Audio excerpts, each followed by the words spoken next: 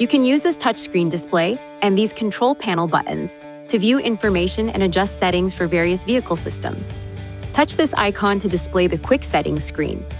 The launch bar can be used to access the home screen, audio to play media sources, phone, Amazon Alexa, if so equipped, or apps.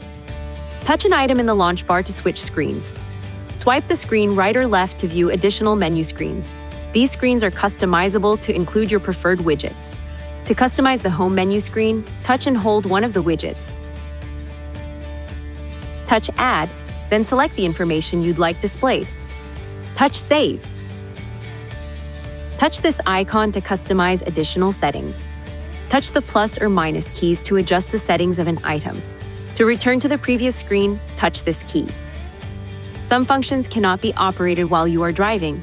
They will be grayed out or muted on the screen.